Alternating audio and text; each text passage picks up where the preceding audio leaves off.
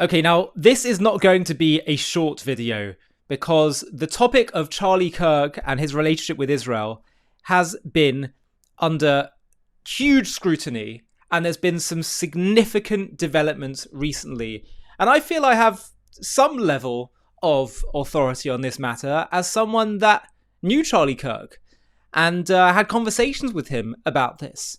Now, I don't know what's going on inside of his brain, but I want to share with you the evidence of what we know. And of course, there's been a major development recently because Netanyahu, in the days after Charlie Kirk's horrendous, tragic assassination, he went on air and expressed gratitude to Charlie as someone that was a staunch defender of Israel. People said, why are you making it about Israel? Well, people didn't say that. Tucker, Candace said that.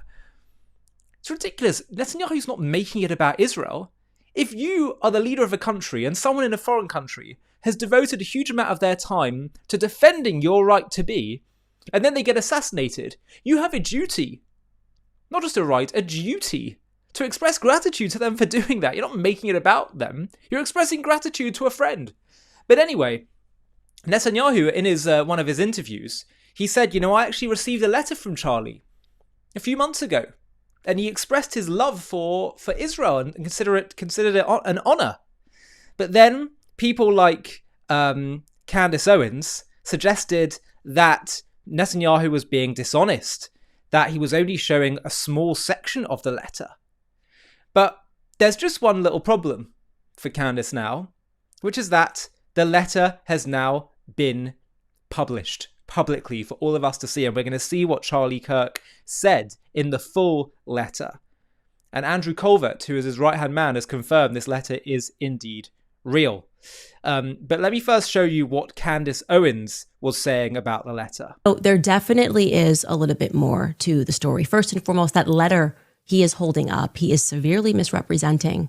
Those sentences are real, but I am calling upon Bibi Netanyahu, the dear friend to Charlie Kirk, to publish the letter's entire contents. Like, don't start with just 2 sentences. Publish the entire thing. You're holding it. I'm saying you're severely misrepresenting the contents that in May, Charlie was concerned about Israel and their influence on American politics and how they were pushing things that he felt were in conflict with his beliefs, free speech. Here in America, Bibi's holding it up like Charlie just in May said, hey, you know what? I just want to write a love letter to Israel. That's how it was presented. Would you guys agree? That's not how it happened. Let's stop saying how Charlie felt. And instead, if you're going to hold up the letter, release it in its entirety. Okay? And lies by severe omission, I'd like to be very clear, are lies. Does anybody want to jump in and say, no, yeah, the letter Charlie wrote him in May was just like a glowing, he just was overcome with passion and said, I love Israel. You guys are amazing. You're beautiful. We're going to win this thing and you're perfect and doing nothing wrong. Love you, Bibi. Homie very quickly told us that Charlie was penning love letters to him in May. I just find that weird that no one wants to address the substance of the claims here, whether or not maybe Bill himself has an opinion on whether Bibi lied by severe omission when he mentioned his last correspondences with Charlie. And you're doubling down on your lie. I told you to publish the full letter that Charlie wrote you, not lines of it. Okay? So lie by omission, doing Fox News and Greta Van Sustern's show, he lied about the contents of a letter that Charlie Kirk had written him. Remember on September 18th, I reported about a letter that Charlie Kirk wrote to Prime Minister Benjamin Netanyahu, what was exactly in it? Well, the New York Post got a hold of that letter and they've now published it. And it's exactly what I reported. Now, Charlie Kirk expressing his love for Israel, warning about the disinformation war, and really urging Israel to do better when it comes to social media and how to reach the younger people. Exactly. So this is exactly right. And what we're going to see in the letter is, although let's just get one more clip of Candace before we finish. What was in the letter. Can anybody actually work and assert that I am lying? You can say my name. Candace Owens lied. Yeah, Candace Owens lied because the letter, yes, it says to Netanyahu, I think you need to really up your game on social media. But he's saying, I'm saying this to you because I care so much about Israel. It's not a critique because I dislike you. It's out of deep love and concern. But just to further stress how much Candace Owens is trying to lie about this, She said, I knew Bibi was lying about the letter in May because Charlie would message me his concerns about Israel and send me his tweets he published to that effect. Like I said, we never for a single second stopped being friends, and pursuing this lie will only further embarrass Zionists. So she sends a tweet to Candace. Sorry, he sends a tweet to Candace where he said, do you remember where there were these two people working for the Israeli embassy in DC that were assassinated just a few months ago? And Charlie put out a tweet saying, it's absolutely horrifying, but I must also push back against one thing, that, disagreement with Israel is what led to this. And, we need to have free speech. Yeah, that's a fine, legitimate point to say. And he probably sent it to Candace to say, look, here's a point of agreement for us. That doesn't mean he's against it. So look, Candace was saying speech censorship is coming to America. He said it totally is. This is one point of agreement. It doesn't therefore necessarily mean that Charlie agrees with all the anti-Israel talking points. He's just saying we have to be careful about how we curb free speech or frame how violence is a direct cause of having particular opinions. And Charlie Kirk was, among many things, a coalition builder. He wanted to maintain friendships. He wanted to have as big a coalition, a broader coalition as possible. So this is him just trying to find some points of agreements. This doesn't mean that he was against Israel. So as Neo Berg wrote, so Charlie Kirk's letter offers nothing but support and advice for Israel and Netanyahu. So what does Candace Owens say? The whole letter's published now. Anything to say, or will you pretend likely that you were lying? Candace Owens says, it's 100% true Charlie opposed the war with Iran and was fighting with his donors over Israel, as Tucker Carlson shared on Megyn Kelly's show. This is why I'm discomforted by the intentional lie by omission that Bibi told it on Fox News about the letter Charlie wrote him. He lied about the contents of the letter. It was lie by severe omission. He held the letter in his hand and propagandized it. He should publish the entire thing.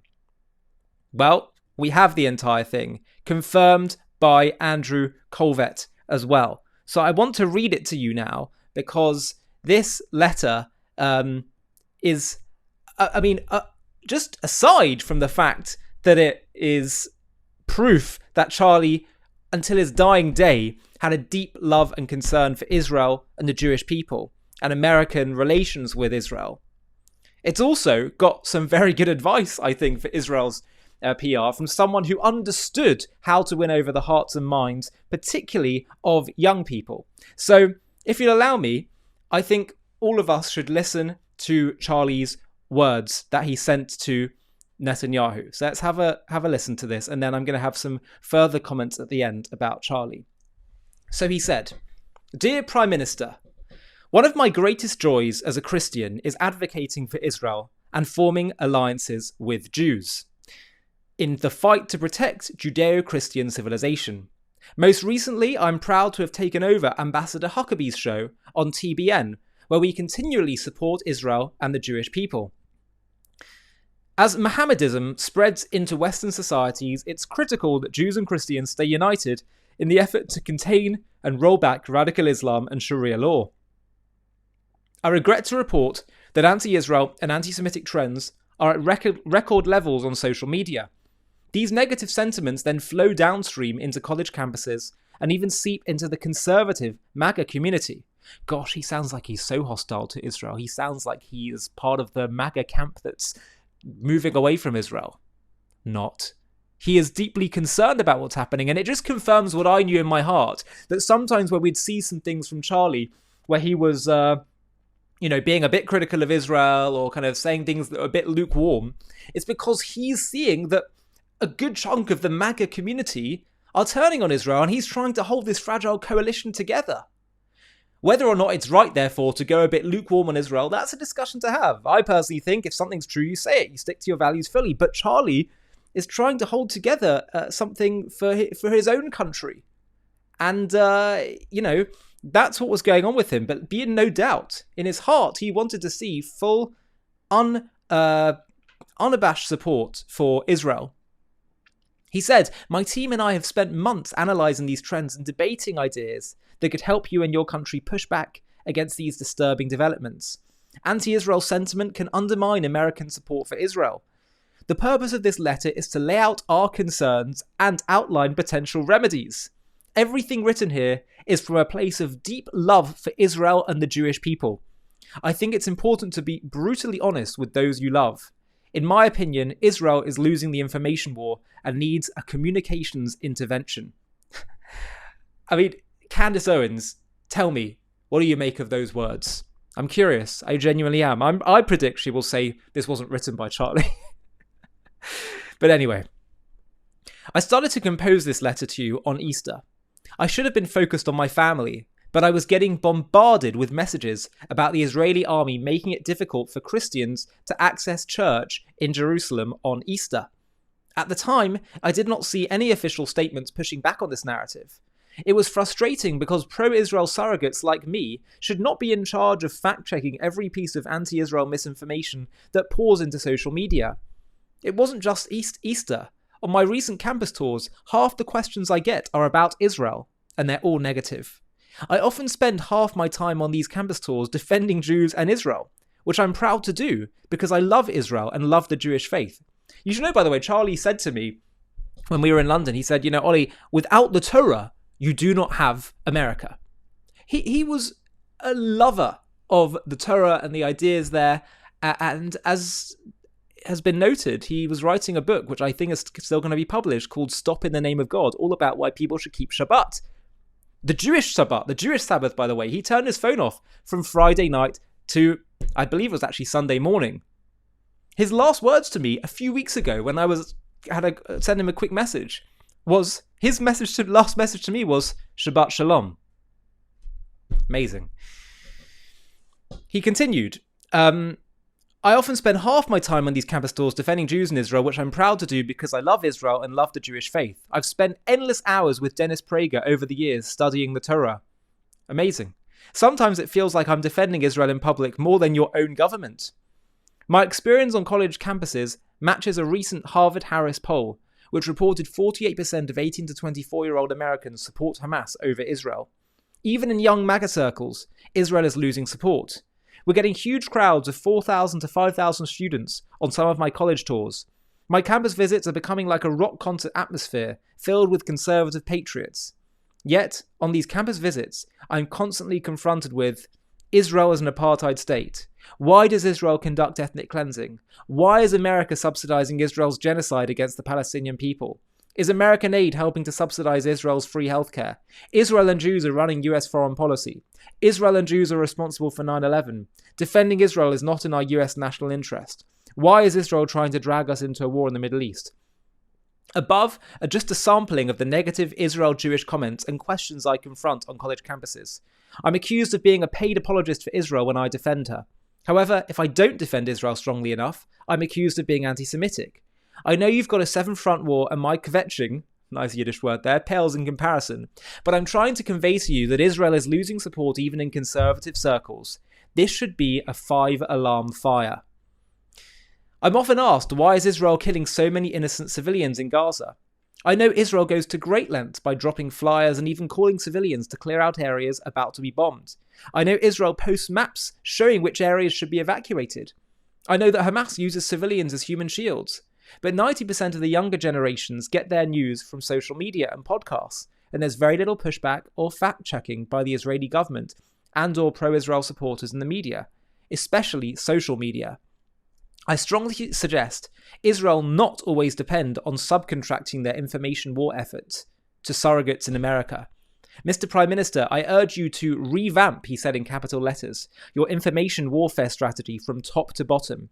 Sometimes the impression is given that Israel thinks everyone hates them, so why care about winning over hearts and minds? If there's any truth to this impression, I urge you to consider that social media and podcasts is where you fight for the hearts and minds of the younger generation. Obviously, all this negative Israel propaganda on social media easily translates into pro-Hamas Free Palestine sentiment on many college campuses. By the way, I'd pause there for a second, and I would say personally, look, there's a lot of Israel hate and Jew hate. There's nothing to do with Israel and what Israel does. It comes from centuries of age-old anti-Semitism, whether it be from certain strands of Christianity and Islam, whether it be from certain strands of leftist thought and secular thought, and just, I don't know, all kinds of reasons.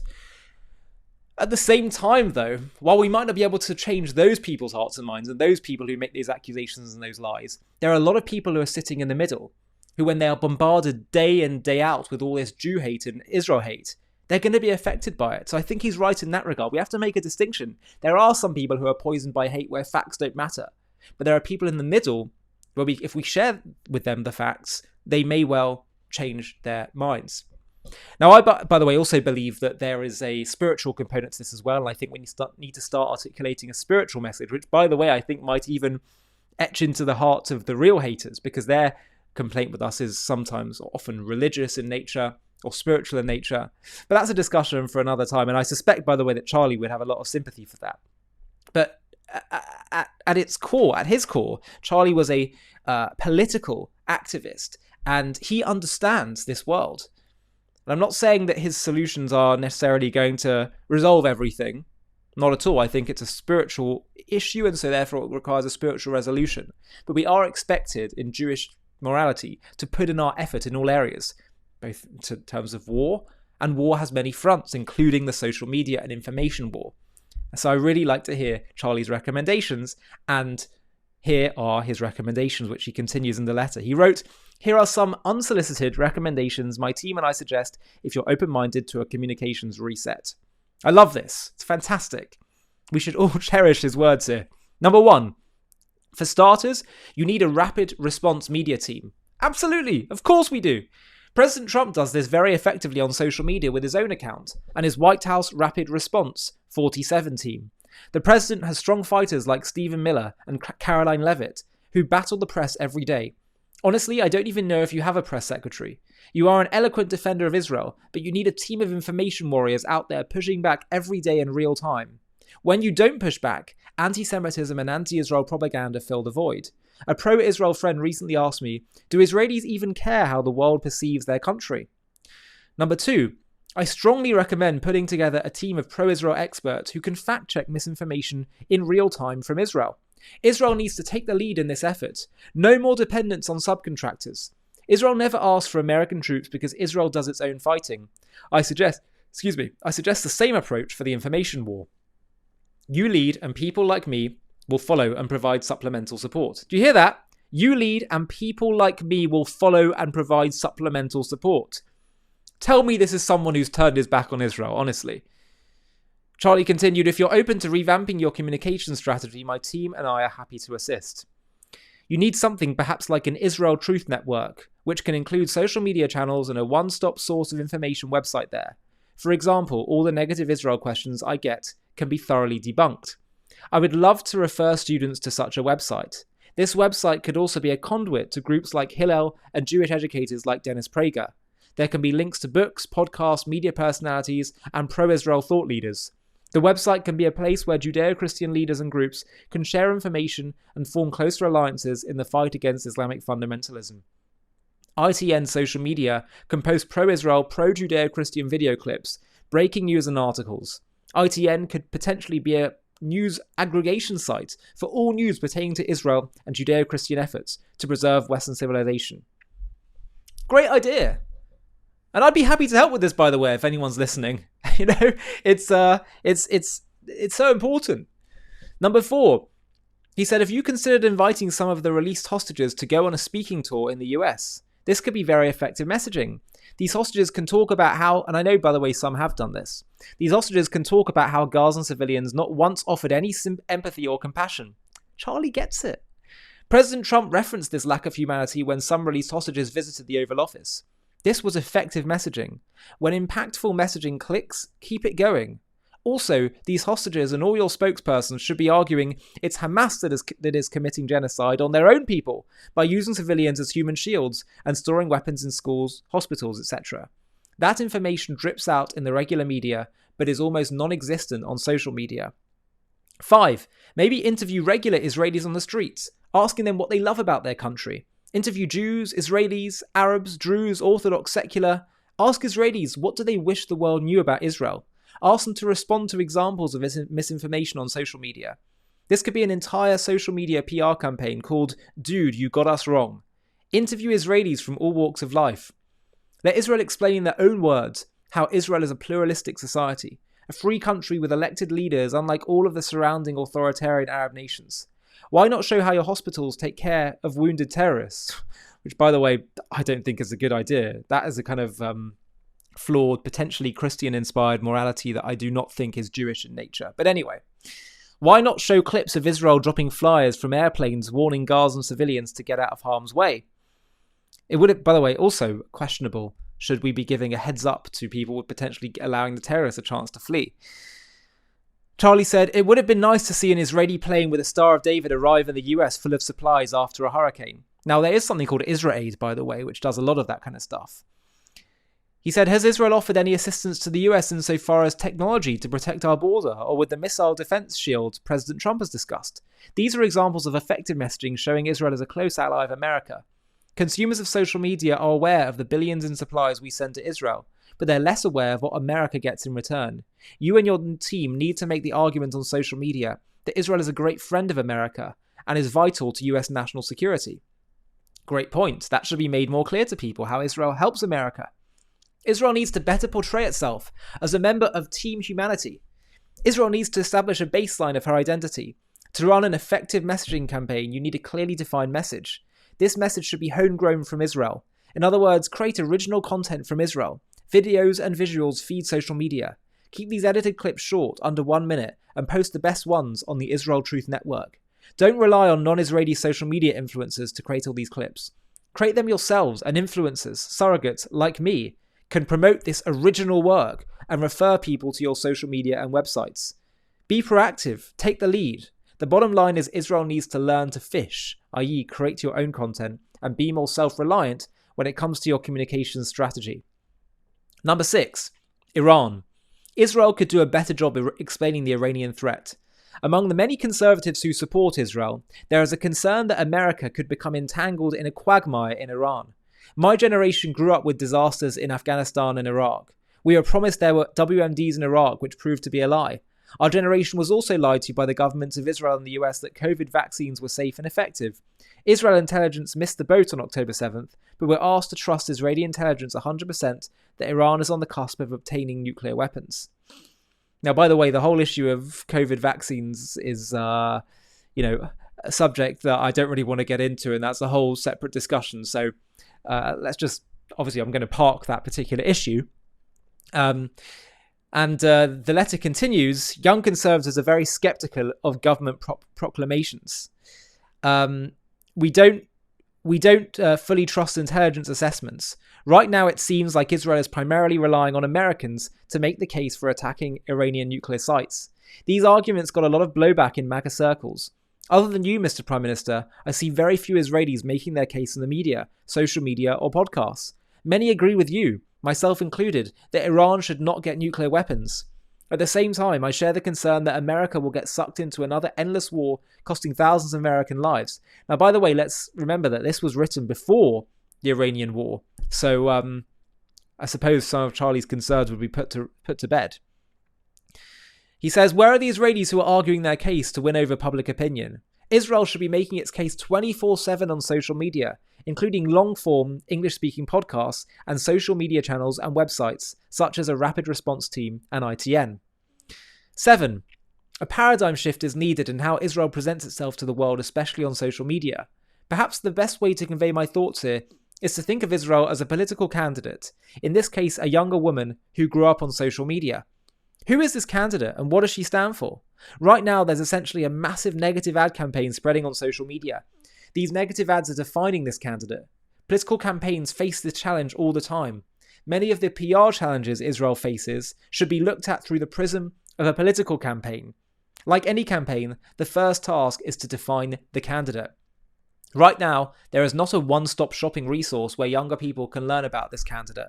Every candidate has a website and social media. It would be political malpractice to omit these tools. Sorry for the brutal honesty, but Israel's approach to social media is PR malpractice.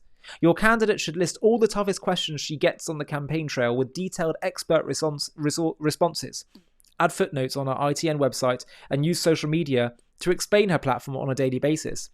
Now, by the way, there are websites that do this, like Stand With Us and others. And, there is content out there.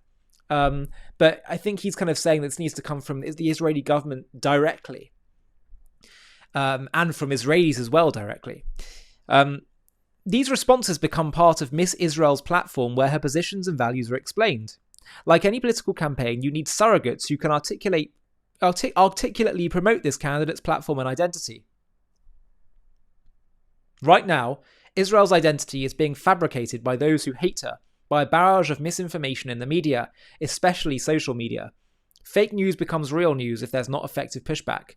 When a candidate is hit with negative campaign ads, the effective response is not for the candidate to personally respond to these attack ads.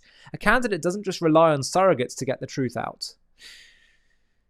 One of Israel's biggest, most fundamental problems is typically your pushback is in a third-person voice. I do the third-person voice all the time as I attempt to defend the candidate Israel. But I don't live in Israel, so I'm more like an attorney defending a client. Israel, the client, also needs to defend itself. I wish I had a first-person source of information I could reference where students and Israel skeptics could learn more about this client called Israel. You need a one-stop shopping resource where Israel's platform and beliefs can be spelled out. You need more Israeli surrogates speaking out on behalf of their candidate. At the moment, you have some wonderful non-Israeli surrogates speaking on behalf of a candidate that has not defined herself, especially when it comes to social media. I know it's common to think that social media, especially TikTok, is a waste of time. I thought similar a year ago, but TikTok algorithms have changed. I've increased my followers on TikTok from approximately 1 million to 6.6 million in the last year. We get billions with a B views on TikTok. My campus tour last fall and this spring have received approximately 5 billion impressions. Elon Musk is a good friend to Israel, so X offers a great opportunity to make inroads on social media. Israel should not sit back and allow its enemies to define her.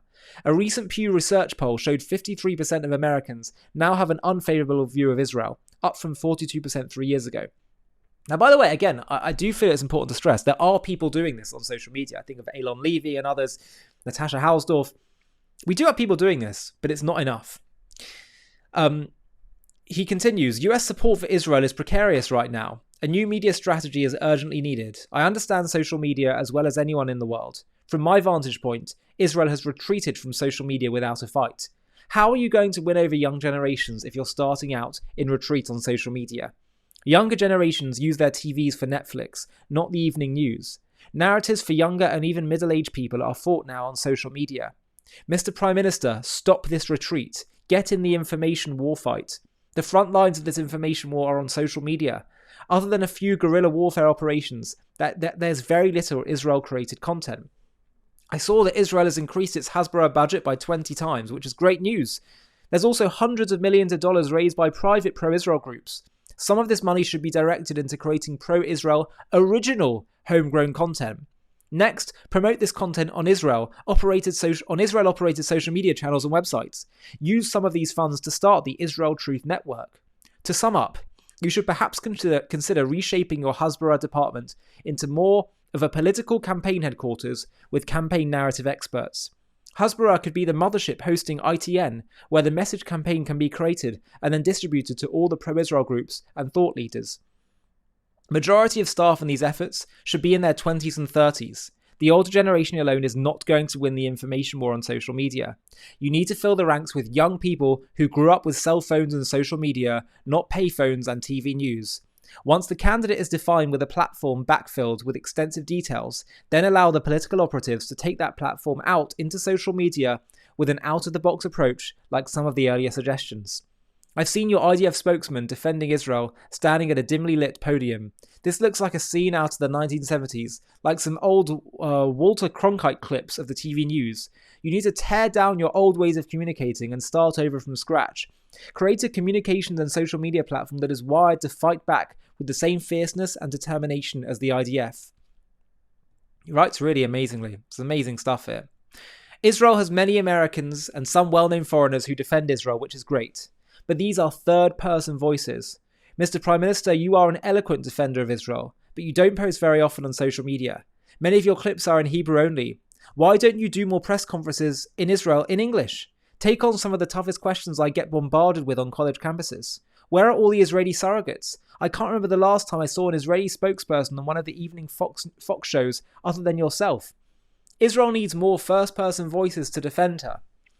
Now, by the way, I'm even thinking of more people now. Emily Schrader, what's his name? Jonathan someone, who's a former, I forgot his last name, former IDF spokesperson. They do have people that go on there. But Charlie thinks it's not enough. I also think that part of it is because it's not just that we don't have enough people, but there just is anti-Semitism is one of the deepest rots in the human psyche. So let's understand that it's not just about what Israel's doing. But nonetheless, I think all of this advice is definitely worth doing and definitely can have some impact. Charlie says, how can Israel defend and define itself if you don't even have spokespersons out there fighting back every day? Do you have a press secretary like Carolyn Levitt or defenders like Stephen Miller? If not, I encourage you to find them. You need more Israeli spokespersons who are effective speakers in the media and on social media. So Charlie finished by saying, I know you also have a serious deep state lawfare challenge. My team and I have been fighting the deep state every single day for many years. Maybe a revamped information war strategy can help with your internal fights as well. Israel has enormous capabilities, such as how you orchestrated your beeper bomb operation. Perhaps Israel can use some of that same ingenuity to more effectively fight the information war in the media, especially on social media. Israel is the Silicon Valley of the Middle East. Israel has an abundance of brainpower and technological expertise. The question is whether Israel has the willpower to step up its game in this information war. From my vantage point, the status quo is not working. Israel is getting crushed on social media, and you are losing younger generations of Americans, even among MAGA conservatives. In my opinion, you are losing the information war, which will eventually translate into less political and military support for America. The Holy Land is so important to my life, and it pains me to see support for Israel slip away. Feel free to contact me on my private number below if you would like to discuss this further. Charlie Kirk. I have to tell you, I feel quite emotional reading this, because it puts to bed the lies about Charlie and his relationship with Israel. That yes, he was trying to deal strategically with a base that was parts of it was becoming more hostile to Israel. But here we see where his heart is, and that's why I feel emotional about this. His deep, deep love and concern for Israel and the Jewish people. It's so powerful. And I knew that was what's in his heart. This was, by the way, why I felt comfortable working with Charlie Kirk, why I felt that I still could be allied with him. Because I knew where his heart was. I knew what he believed. Now, this is Andrew Colvert on Tim Pool's podcast. Andrew Colvert was Charlie Kirk's right-hand man, his publicist, I think, or just very senior in his team. And he was asked to confirm that this letter was indeed true. And then he talks a bit about Charlie Kirk's views. Have a watch. I suppose I just, ask the man himself your view on all of this, because just you tell me, because I'm not going to put words in your mouth. Is this letter verified? Is this letter true? Yeah, I mean it's real. That's Andrew. Yeah. Why is there this idea? I'm going to put it like this. Nick Fuentes called it conspiratard-ish that people were claiming Israel killed Charlie. And it was really funny. He was like, if Ben Shapiro died, they're going to claim Israel did it. And they're claiming now that Nick Fuentes got the call, like Israel called him and told him to. Yeah. It's crazy in my opinion, but I'm curious why you think people are pushing this and just what the truth is. I think Charlie's views on Israel were nuanced. There's no doubt about it. He was frustrated. He was, I talked about this with Alex Clark's podcast, Cultural Apothecary, and I don't know, it's like got millions of views or something like that. She told me. Yeah, I mean, listen, he for Charlie, it was very clear. He wanted people who controlled the Holy Land to be civilized people. He didn't want it to be in the hands of Islam, for example, right? Charlie looked at it as like, we have a civilized group that is friendly to the West, and we have uncivilized, basically. We have these Muslim nations that are very hostile. A lot of them are openly terrorists, right? Towards Israel, towards America. Who would you rather have control of the Holy Land? That was one really basic thing, right? The other thing was that he was really frustrated that he wasn't allowed to criticize Israel without being labeled an anti-Semite, Yeah. right? So Now, I have to tell you that I appreciate that Andrew confirmed that it is indeed a correct letter. Yes, he was frustrated that sometimes if he said certain things, some people would rush to say he's anti-Semitic. That's not what the letter was about at all. The letter was about how can Israel... It wasn't about his frustrations to Netanyahu that I'm so upset that when I criticize you, I get called anti-Semitic. The letter was about how Israel can be perceived better in America because of his deep love and concern for Israel.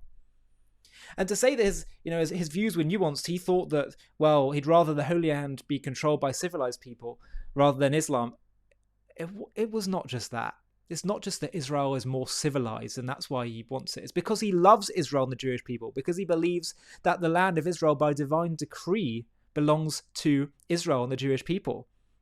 So I think that kind of language does not really do full service to Charlie's beliefs. And who knows, perhaps Erica will clarify this in due course. Because it's not just, oh yeah, it's better to have another nation there. A civilized nation running the show there. It's his love for Israel. I knew this back in 2017, where Charlie said this. That's not what I asked. No, what do I believe is going to happen to Jews? I don't know. It's not clear. It's not happened in the New Testament. I personally believe my theological interpretation of the Bible is that the Jews are God's chosen people forever. That means during life and after life. So yes, I believe that God's chosen people. So Charlie was absolutely clear in his beliefs. And I'll show you also the words of a pastor who was a friend of Charlie Kirk, Jack Hibbs, who sets the record straight on this, that it was religious for Charlie. The Jew, Israel, Hebrew, Abraham, the land, the nation are all wrapped up in one individual, Abraham. It's remarkable. Nobody else can boast this. Charlie knew this. And when people who he respected said otherwise, it hit him. Charlie never changed his position on Israel, ever.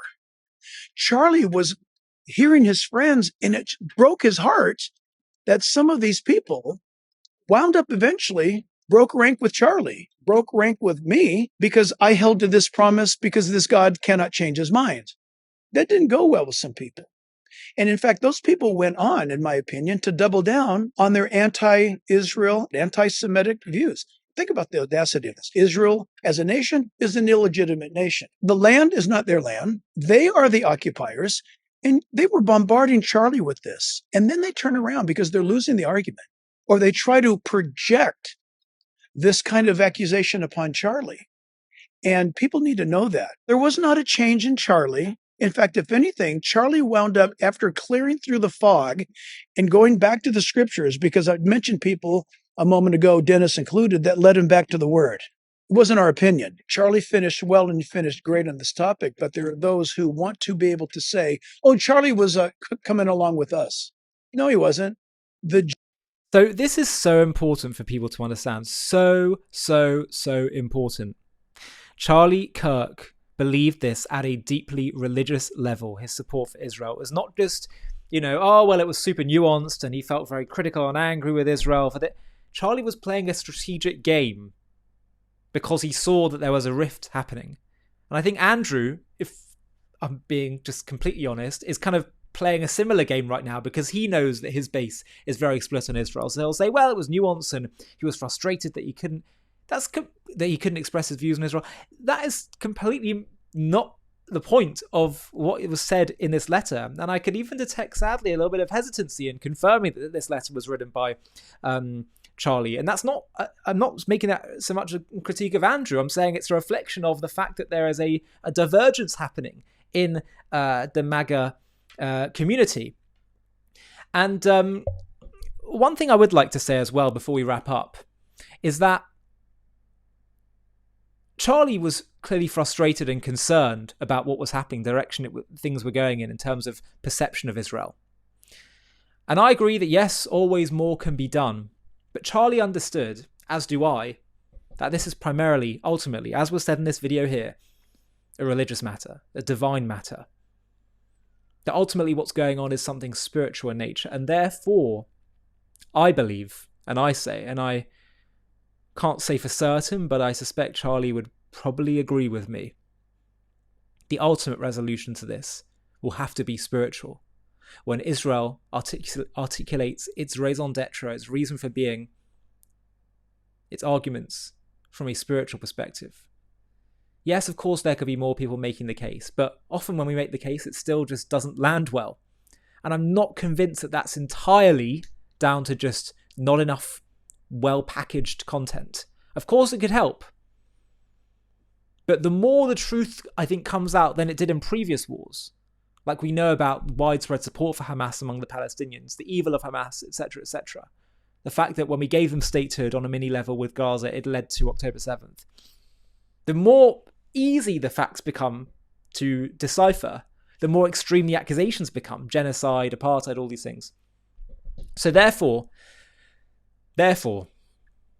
I believe that this is primarily spiritual in nature.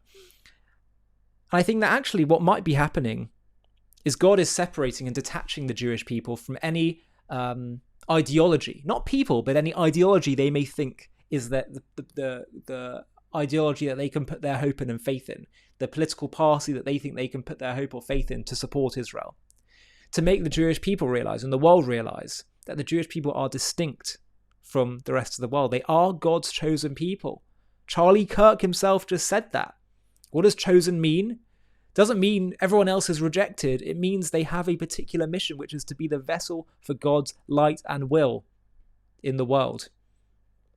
And I believe that part of the reason for anti-Semitism and hostility to Israel and being unwilling to see reason when it's thrown into their faces is because deep down the nations of the world know that we have to treat Israel differently. We have to make a distinction. We have to treat them separately and hold them to double standards because they know that Israel is not like anyone else.